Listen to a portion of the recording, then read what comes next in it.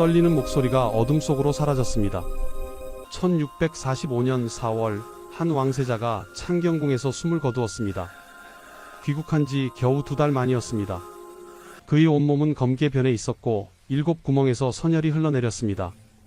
이것이 첫 번째가 아니었습니다. 조선 500년 역사에서 왕세자라는 자리는 영광이자 저주였습니다. 왕이 될 운명을 타고났지만 왕이 되기 전에 죽어야 했던 사람들, 아버지의 사랑을 받았지만 아버지의 칼날에 쓰러져야 했던 사람들, 오늘은 폐위된 왕세자들 그들의 이야기를 전해드리겠습니다. 이 이야기가 궁금하시다면 영상 끝까지 봐주시기 바랍니다. 구독과 좋아요는 이런 역사를 더 많은 분들께 전하는 큰 힘이 됩니다. 1506년 9월 강화도 교동현 한 초라한 민가에서 어린 소년이 죽어갔습니다. 불과 8세였습니다. 그의 이름은 이황.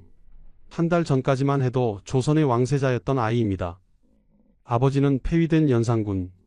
중종 반정으로 왕위를 잃은 아버지와 함께 이 아이도 왕세자에서 죄인의 자식으로 전락했습니다. 사사 명령이 내려졌을 때 이황은 아무 말도 하지 못했습니다. 8세 아이가 무슨 죄를 지었겠습니까? 하지만 조선의 법은 냉혹했습니다. 폐위된 왕의 아들은 살아남을 수 없다. 139년이 흘렀습니다. 1645년 2월 또 다른 왕세자가 조선 땅을 밟았습니다. 소현세자, 인조의 장남이자 9년간 청나라에서 인질로 지냈던 사람입니다. 33세의 젊은 나이, 병자호란의 굴욕을 온몸으로 겪었지만 그곳에서 새로운 세계를 보았습니다. 서양의 과학기술, 천주교, 화포, 망원경, 조선을 바꿀 수 있다는 희망을 품고 돌아왔습니다. 하지만 아버지 인조는 그를 반기지 않았습니다. 귀국한 지 2달 만인 4월 23일 소현세자는 갑자기 쓰러졌습니다. 학질이라고 했습니다. 사흘 뒤인 4월 26일 그는 창경궁 환경당에서 숨을 거두었습니다. 인조실록은 그의 시신 상태를 이렇게 기록했습니다. 온몸이 전부 검은 빛이었고 7구멍에서는 모두 선혈이 흘러나왔다. 곁에 있는 사람도 그 얼굴빛을 분별할 수 없어서 마치 약물에 중독되어 죽은 사람과 같았다. 독살. 누구도 입 밖에 내지 못했지만 모두가 알고 있었습니다. 117년이 더 흘렀습니다.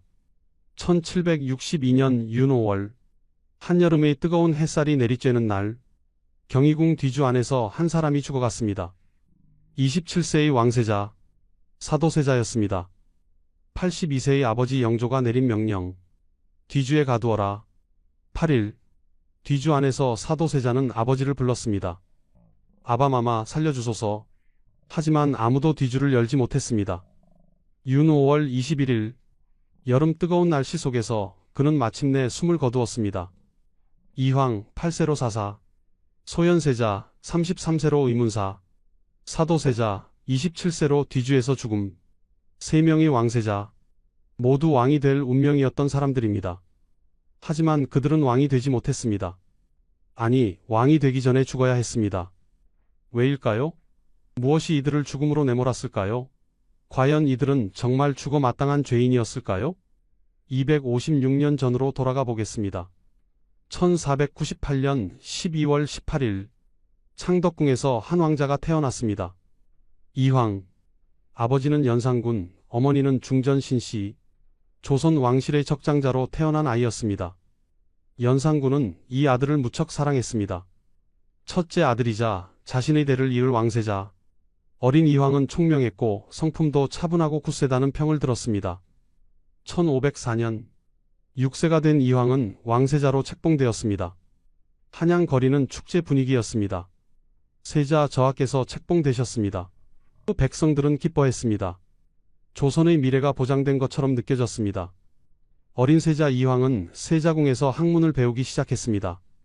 성종의 기풍을 이어받은 아이. 신하들은 기대에 찬 눈으로 세자를 바라보았습니다. 하지만 그때는 아무도 몰랐습니다. 겨우 2년 뒤 이 모든 것이 무너질 것이라는 사실을. 1504년 같은 해 연산군은 갑자사화를 일으켰습니다. 어머니 폐비 윤씨의 죽음과 관련된 사람들을 대대적으로 숙청했습니다. 230여 명이 처형되거나 유배되었습니다. 궁궐에는 공포가 감돌았습니다. 신하들은 입을 다물었습니다. 누가 다음 차례가 될지 아무도 몰랐습니다. 연산군의 폭정은 갈수록 심해졌습니다. 흥청이라 불리는 기녀들을 궁궐로 불러들였습니다. 밤낮 없이 연회를 열었습니다. 백성들의 집을 헐어 사냥터를 만들었습니다.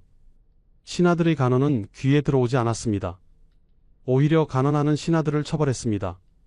8세 어린 세자 이황은 이 모든 것을 지켜보아야 했습니다. 아버지가 점점 백성들에게서 멀어지는 것을, 신하들이 점점 더 두려움에 떠는 것을. 하지만 세자는 아무것도 할 수 없었습니다. 겨우 8세였으니까요.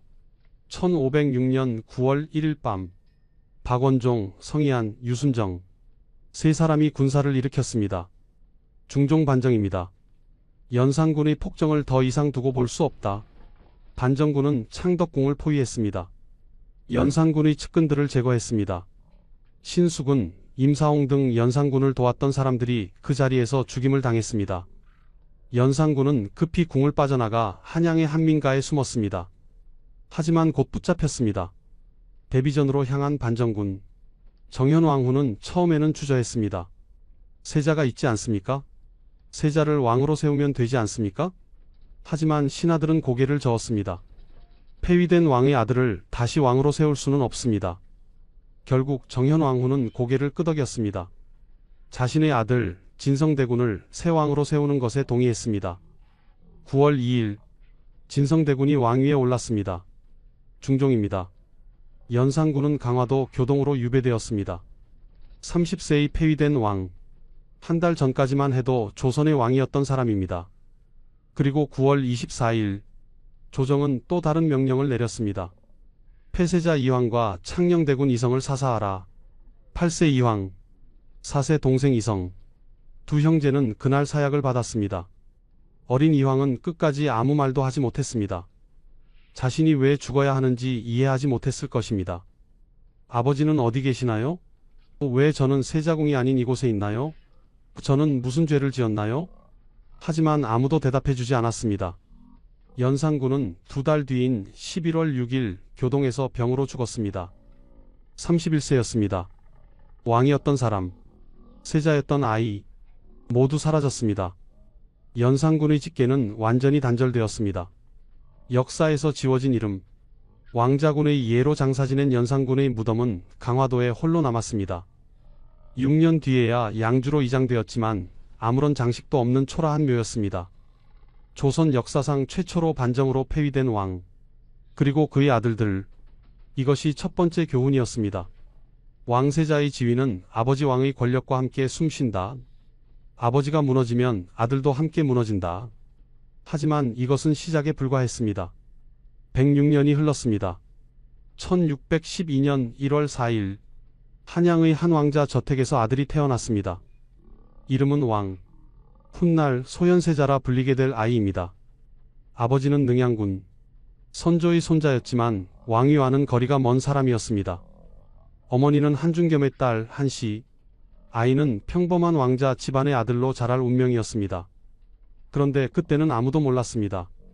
11년 뒤 이 아이의 운명이 완전히 바뀔 것이라는 사실을. 1623년 3월 인조 반정이 일어났습니다. 능양군이 군사를 일으켜 광해군을 폐위시켰습니다.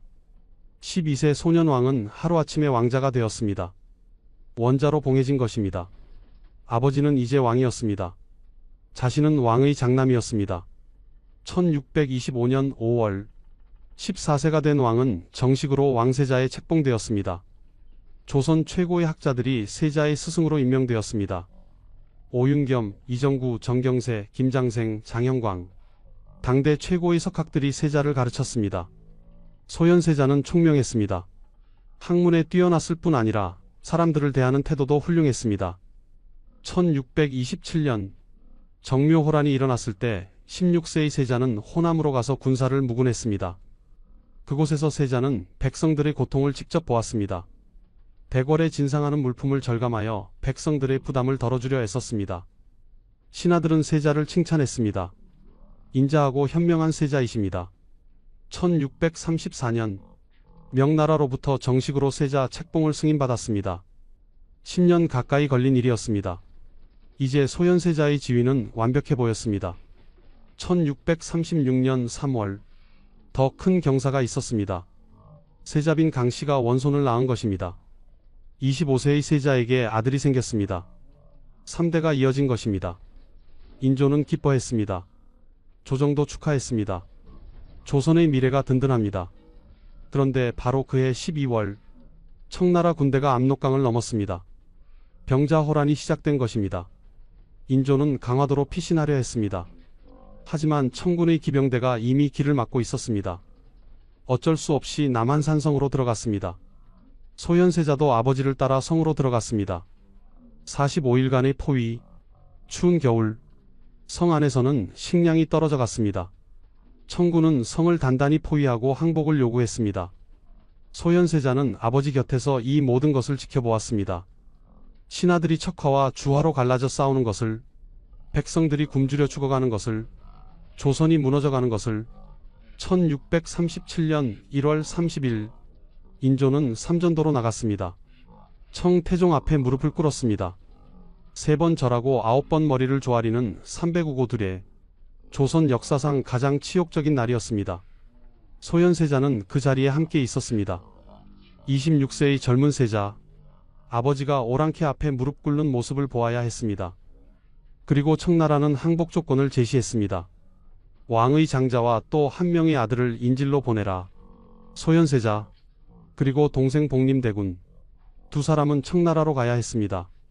볼모로 1637년 2월 5일 소현세자는 한양을 떠났습니다. 아버지와 눈물로 작별했습니다. 부디 무사히. 신하들이 길가에서 통곡하며 전송했습니다. 혹자는 제갈을 잡고 당기며 울부짖었습니다. 세자는 말을 멈추고 한참을 서 있었습니다. 뒤를 돌아보았습니다.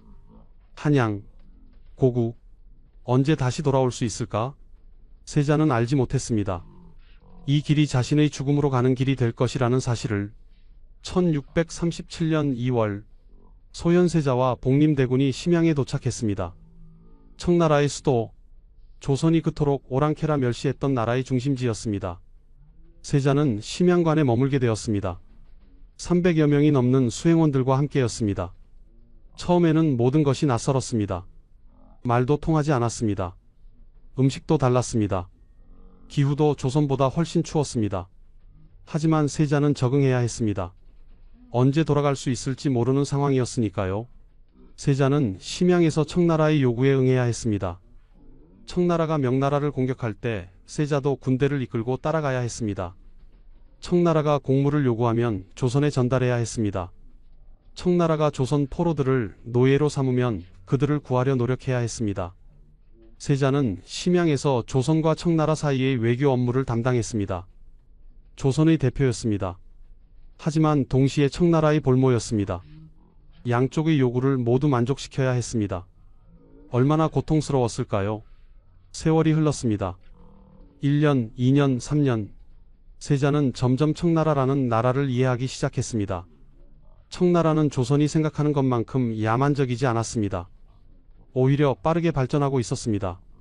군사력이 강했습니다. 명나라를 압박하며 중원으로 뻗어가고 있었습니다. 그리고 청나라는 개방적이었습니다.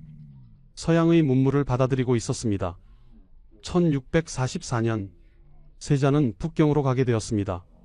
청나라가 마침내 명나라를 멸망시키고 북경을 점령한 것입니다. 세자는 북경에서 70여 일을 머물렀습니다. 그곳에서 세자는 놀라운 것을 보았습니다. 천문대, 서양인들이 운영하는 천문대였습니다. 그곳에서 한 사람을 만났습니다. 아담 샬, 독일 출신의 예수의 선교사였습니다. 아담 샬은 세자에게 새로운 세계를 보여주었습니다. 천문학, 수학, 천주교. 세자는 매료되었습니다. 조선에는 없는 것들이었습니다. 조선이 주자의 학문에만 매달려 있을 때 서양은 이렇게 발전하고 있었습니다. 세자는 아담 샬에게 많은 것을 배웠습니다. 천주교에 대해서도 관심을 가졌습니다.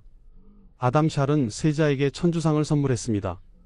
하지만 세자는 정중히 돌려보냈습니다. 세자가 아담 샬에게 보낸 서한이 남아 있습니다.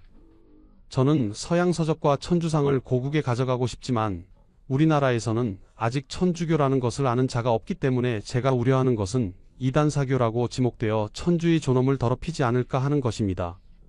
세자는 알고 있었습니다. 조선이 아직 준비되지 않았다는 것을. 하지만 언젠가는 조선도 변해야 한다고 생각했습니다. 세자는 귀국 준비를 했습니다. 여지구지구본, 천문서적, 수학책, 화포, 천리경망원경, 조선을 변화시킬 수 있는 것들이었습니다. 세자는 중국인 환관 5명도 데려갔습니다. 그 중에는 천주교 신자도 있었습니다. 세자에게는 꿈이 있었습니다. 조선을 개혁하는 것, 낡은 제도를 바꾸는 것, 백성들을 더 잘 살게 만드는 것, 9년간의 고생이 헛되지 않도록. 1645년 2월 18일 소현세자는 마침내 조선 땅을 밟았습니다. 33세였습니다. 9년 만의 귀국. 세자는 기뻤을까요? 설레었을까요? 아마도 그랬을 것입니다. 고국이었으니까요. 하지만 세자는 알지 못했습니다. 이 땅에서 자신을 기다리는 것이 무엇인지, 겨우 2달 뒤 자신이 죽게 될 것이라는 사실을. 세자를 맞이한 것은 환영이 아니었습니다. 냉대였습니다. 인조는 세자의 귀국을 대대적으로 축하하지 않았습니다. 신하들의 할애도 막았습니다. 굳이 그럴 필요 없다. 세자가 가져온 서양 문물을 보고 인조는 눈살을 찌푸렸습니다. 이것이 다 무엇이냐? 화포, 망원경, 지구본, 서양 서적들. 인조에게는 이 모든 것이 달갑지 않았습니다. 청나라의 것을 들여오다니, 오랑캐와 너무 가까이 지낸 것 아니냐. 조정의 분위기도 차가웠습니다. 서인들은 반청 정책을 고수하고 있었습니다. 세자가 청나라와 가까이 지낸 것을 못마땅하게 여겼습니다. 세자가 청나라에 포섭된 것 아니냐. 조선을 배신한 것 아니냐. 세자는 당혹스러웠습니다. 9년간 고생하며 조선을 위해 일했습니다. 청나라와의 관계를 안정시켰습니다. 포로로 잡혀간 조선 사람들을 구했습니다. 새로운 문물을 가져왔습니다. 그런데 돌아온 것은 냉대였습니다. 세자는 몸이 좋지 않았습니다. 긴 여행 끝에 귀국했을 때부터 몸이 약해져 있었습니다. 심양에서 오는 동안 추운 날씨에 병을 얻었습니다. 처음에는 기침과 호흡곤란이었습니다. 어이들이 치료했고 한동안 좋아지는 듯 했습니다. 하지만 아버지의 냉대, 조정의 의심 어린 시선, 이 모든 것이 세자를 짓눌렀습니다. 4월 23일 세자가 갑자기 쓰러졌습니다. 학질이라고 했습니다. 고열과 오한이 있었습니다. 어의 박군이 진맥을 했습니다. 학질입니다. 어의 이형익이 침을 놓았습니다. 24일, 25일 세자는 계속 침을 맞았습니다. 하지만 병은 낫지 않았습니다. 오히려 악화되었습니다. 26일 세자의 상태가 급격히 나빠졌습니다. 호흡이 가빠졌습니다. 몸이 경련했습니다.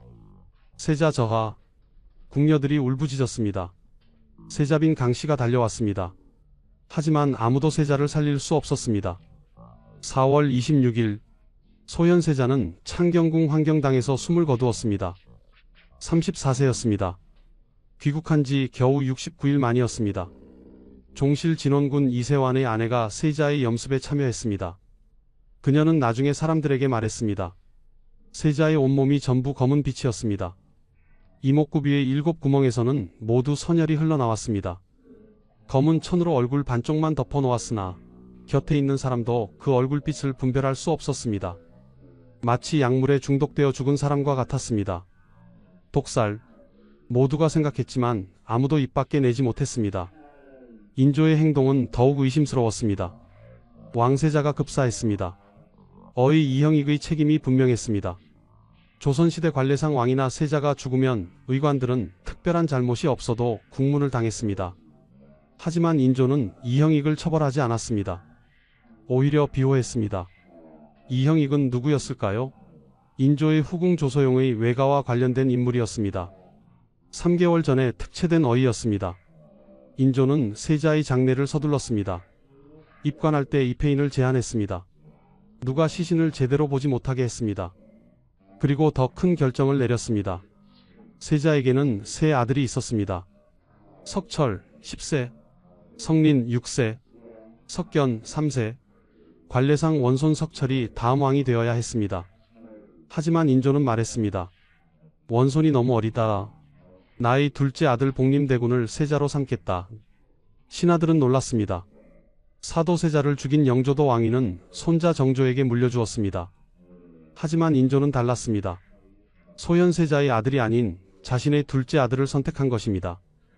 1년 뒤 더 큰 비극이 일어났습니다. 세자빈 강씨가 영모를 꾸몄다는 혐의를 받았습니다. 강씨의 궁녀들이 인조의 수라에 독을 넣었다는 것입니다. 터무니없는 모함이었습니다. 하지만 강씨는 사약을 받았습니다. 세 아들은 제주도로 유배되었습니다. 장남 석철, 제주도에서 1648년 12세의 나이로 죽었습니다. 차남 성린 같은 해 8세의 나이로 죽었습니다. 삼남 석견만이 훗날 효종즉위 후 복이 되어 목숨을 건졌습니다. 강씨의 친정 가족들도 모두 죽임을 당했습니다. 소현세자 일가는 완전히 몰락했습니다. 9년간 청나라에서 고생했습니다. 조선을 위해 일했습니다. 새로운 세계를 보았습니다. 조선을 변화시키려 했습니다.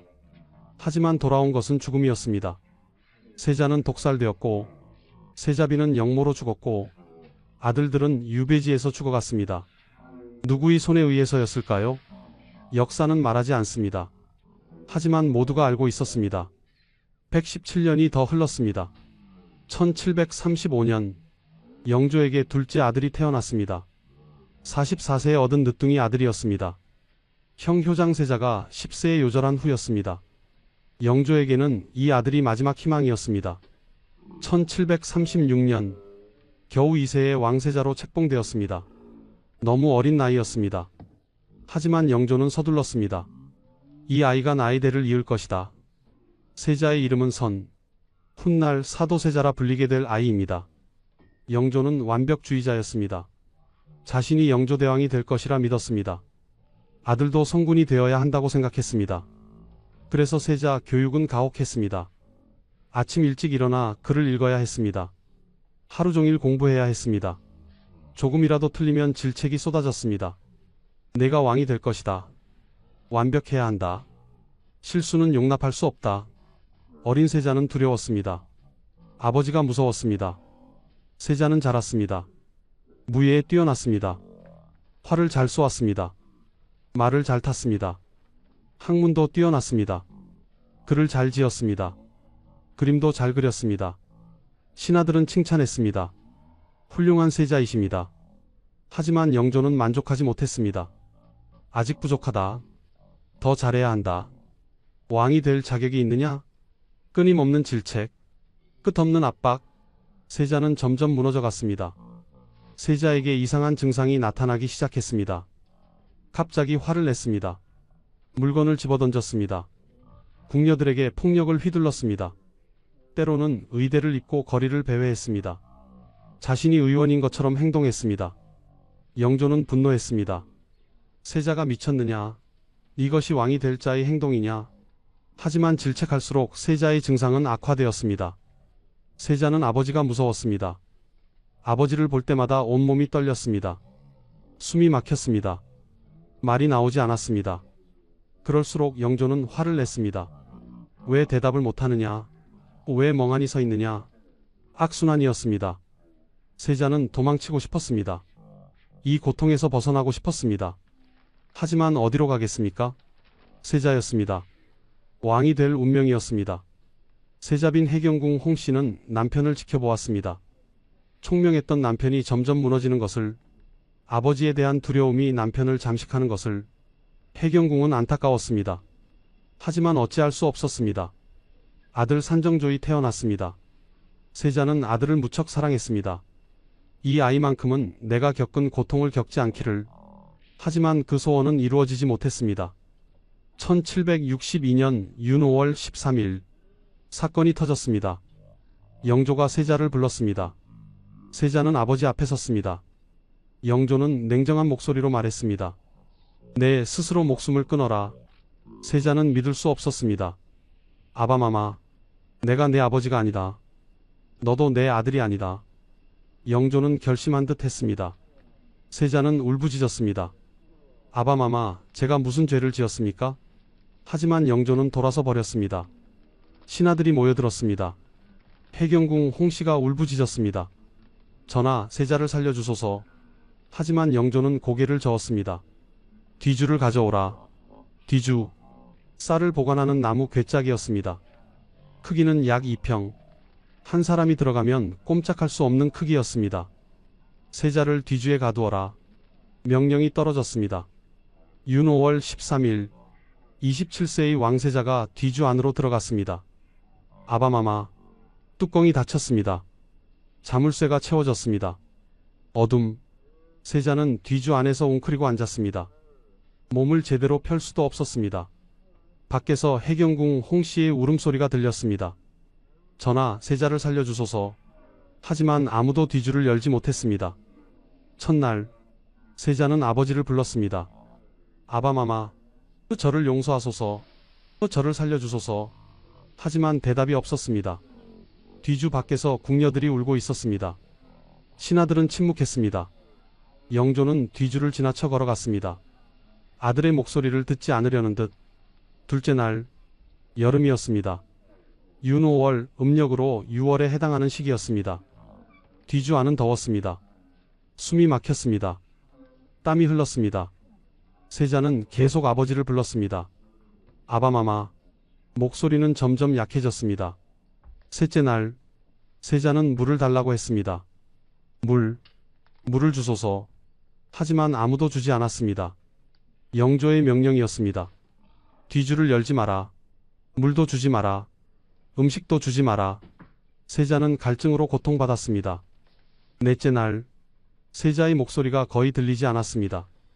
해경궁 홍씨는 매일 뒤주 앞에 와서 울었습니다. 저하, 아들 산정조도 울었습니다. 11세 소녀는 아버지가 뒤주 안에서 죽어가는 것을 지켜보아야 했습니다. 다섯째 날, 뒤주 안에서 소리가 나지 않았습니다. 사람들은 생각했습니다. 세자가 돌아가신 것이 아닐까? 하지만 뒤주는 열리지 않았습니다. 여섯째 날, 여전히 뒤주는 잠겨 있었습니다.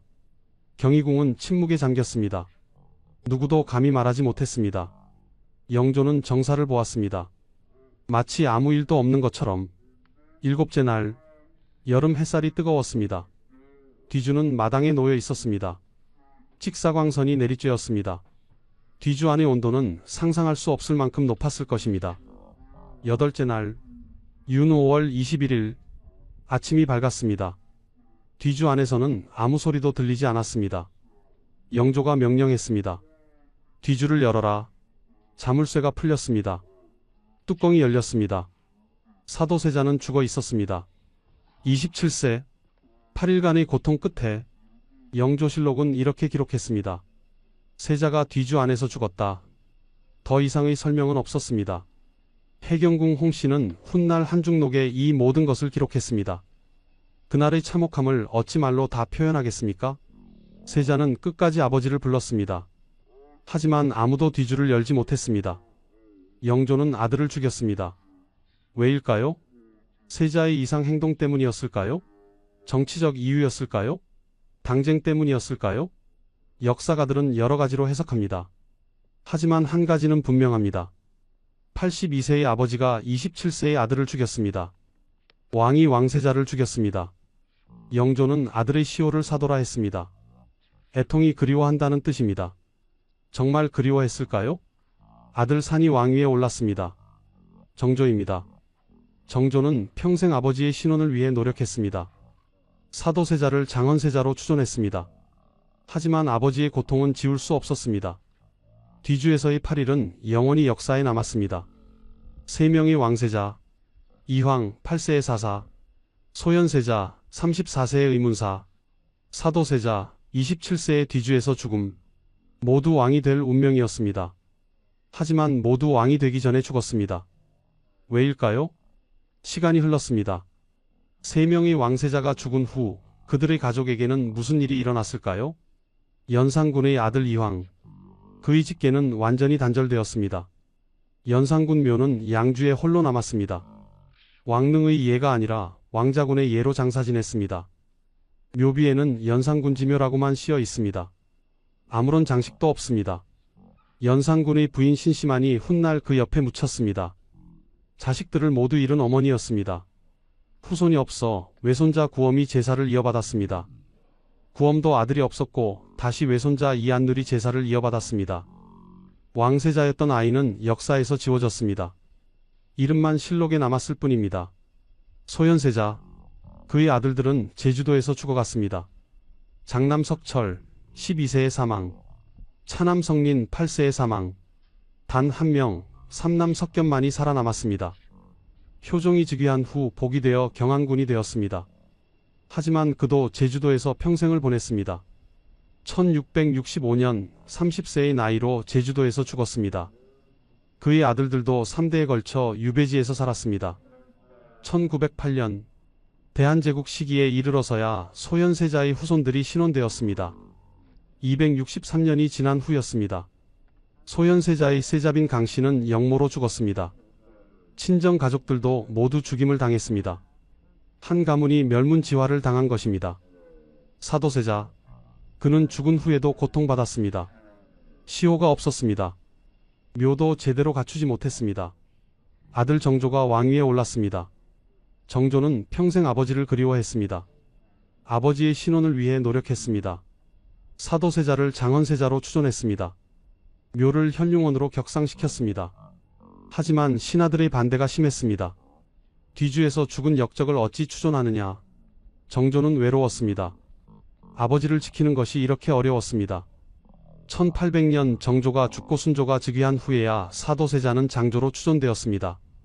세 명의 왕세자, 그들의 공통점은 무엇이었을까요? 모두 왕권과 충돌했다는 것입니다. 이황은 폐위된 왕의 아들이었습니다. 아버지가 무너지자 아들도 함께 무너졌습니다. 소현세자는 아버지와 생각이 달랐습니다. 청나라를 인정하고 개혁을 원했습니다. 하지만 아버지는 반청을 고집했습니다. 사도세자는 아버지가 원하는 완벽한 세자가 아니었습니다. 정신적으로 무너졌고 아버지는 그를 버렸습니다. 왕세자는 왕의 후계자입니다. 하지만 동시에 잠재적 위협입니다. 왕은 권력을 지키려 합니다. 자신의 뜻대로 움직이지 않는 세자는 위험합니다.